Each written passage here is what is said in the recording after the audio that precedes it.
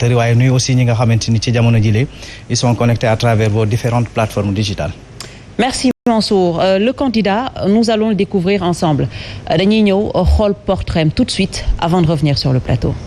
am lu toll ci juróom fukk ak juróom ci ay at moom moo di maître Moussa Diop daal di juddoo ca Podor foofee nag la daal di jàngee l'école primaire ak secondaire am laata muy dem ca Ndar Géej ca lycée Cheikh Oumar Foutiyou Tall amee foofee bagam ci noonee nag la amee ca université Cheikh Anta Diop de Dakar li nga xamante ne moom moo di rek dëkk en droit wam intégré nag ci ab concours université Panthéon bu Sorbonne ci atum 1992 ci wàllub licence droit des affaires mu toftal ca nag ci atum 1993 maîtrise en fiscalité maîtrise en droit international des affaires ci atum 1994 waaye itam diplôme d'études supérieures et spécialisées jëm ci wàllu droit des affaires ak fiscalité ci atum 1995 maître Moussa Diop daal di inscrire nag ci atum 1996 ca institut d'études judiciaires bu Paris foofee nag la daal di réussir concours d'entrée cëm ca école ba ñuy tàggatee avocat yi di barreau bu Paris daal di nag teftal ca ñaari at ci wàllu tàggat mu daal di prêter serment ci atub 2002 ubbi cabinet foofee ca Paris ci atub 2014 moom maître Moussa Diop ñu daal di koy tabb directeur général de la société nationale bu transport public di Dakar Dem Dikk ba rek septembre 2020 waaye nag depuis 2021 moom maître Moussa Diop daal dina reprendre ay activités jëm ci wàllub avocat gi mu doon di exercer nag ci diggante Paris ak Dakar moom maître Moussa Diop nekk itam njiital parti bi di ànd gor yi jot na waaye tam nekk candidat déclaré ci élection présidentielle yu ñaar fukki fan ak juróom ci weeru février atub 2024 gi ñu dëkkmal.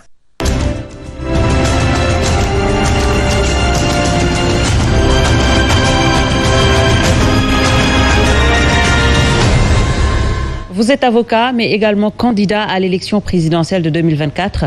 J'ai envie de dire que ñu ngi en face peut-être du futur président de la République en 2024. Bonsoir à vous, maître. Bonsoir Néna Aïcha. Bonsoir Ladji Mansour. maa ngi nuyu Sénégalais yëpp nga xam ne tey ñu ngi jàkkaarloog ñoom pour wax leen lan la ñu bëggal Sénégal comme ni nga ko waxee Néna Aïcha di nuyu également waa Podor parce que je suis originaire de Podor où je suis né fa laa juddoo fa laa màggee li ma fa génne mooy dem jàngi wuti xam-xam di nuyu coalition And Gor yi mi nekk en gestation pour ñu jëm élection présidentielle 2024 25 février di leen remercier également nga xam ni émission bi nga xam ni tribune présidentielle bi ngeen ma accordé pour ma mën a jàkkaarloog Sénégalais yi primauté boobu ba mu nga jox je pense que dama leen di remercier du fond du cœur parce que 2024 affaire programme la affaire jiite jël responsabilité bu rëy la et je pense que si li ñuy xuus ni da ngeen xam ne ragaluma ay responsabilité. Très bien. Une première ñuy organiser élection te ki yore réew mi peut-être du ci bokk donc c'est une première ça nous permettra bien sûr ñu wax lépp lu nar a am ci sa programme mais on va commencer par l'actualité gis nañ quand même le président de la République qui a été aux États-Unis à New York ñu gis ay images yu circulé ci rue New York est-ce que vous pensez qu'un président de la République mérite peut-être accueil boobu ñu ko réservé loon fële ca New York en l'occurrence le président de la République Macky Sall est-ce qu'il le mérite? Bon, on a tous vu les images, mais en pays de démocratie, moi je ne suis pas du tout surpris, parce que nous sommes aux États-Unis. C'est tout à fait normal. Mën nañu wax ni dans une démocratie, les gens manifestent, et la liberté étant le principe, l'interdiction l'exception, les États-Unis ont autorisé une manifestation. Maintenant, il y a un débordement d'une koy ñaawlu, ça c'est vrai. Mais man, je ne suis pas surpris que dans un pays qui se dit démocratique, que les gens puissent manifester démocratiquement aussi, sans violence. Sans violence, certes, mais peut-être image yooyu doon défilé. Est-ce que du nekk gàkk par rapport justement à l'image de notre pays, le Sénégal? Non, am na li ma ci gis peut-être am na loo xam ne yéen journalistes yi gis ngeen ko te gisuma ko. Li ma ci gis mooy il y a des gens qui ont sorti des images yoo xam ni c'est des images réelles qu'on a vécues au Sénégal. À travers des événements de mars 2021, je pense, ainsi que du mois de juin 2023. Maintenant, je pense que les autorités internationales sont saisies sur affaire CPI. Tout ce qui s'est passé, parce qu'il y a eu des morts. Bon, un parti aussi dissous a organisé une manifestation de ce genre pour fustiger li fi xew et demander aussi que des enquêtes indépendantes soient ouvertes. Ainsi qu'une élection vraiment inclusive, parce qu'ils le demandent, parce que leur candidat, apparemment, ne pourra pas participer à l'élection présidentielle du 25 février 2024. Donc c'est leur droit de manifester, mais la manifestation pacifique, loolu la ñuy wax. Donc vous êtes totalement en phase avec ce qui a été fait à New York. Vous savez, quand nous sommes par exemple au Sénégal, qu'on a vu que par exemple F24 demande 5 fois à manifester et que 5 fois c'est refusé. Quelque part, le jour où je serai président du Sénégal, le principe demeurera l'autorisation, même si le mot est lourd à employer, parce qu'il ne s'agit pas d'une autorisation. C'est une déclaration d'information. Si ce n'est pas interdit, c'est permis. Mais je refuserai ou bien je m'opposerai à une manifestation de façon exceptionnelle. Parce que leur autoriser, nous de manifester paisiblement, encadré, ça demande moins de moyens et moins aussi de dégâts.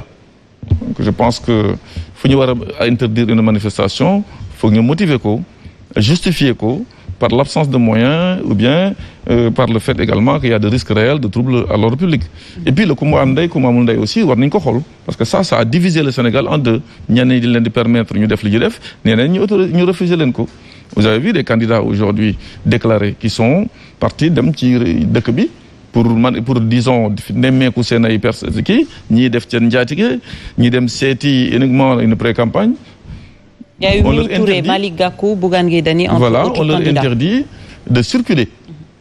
Et ça, je pense que war nañ ko xoolaat bu baax parce que je ne suis pas d'accord avec cette manière de faire. Dans un pays qui se dit démocratique, il faudra que l'interdiction reste une exception.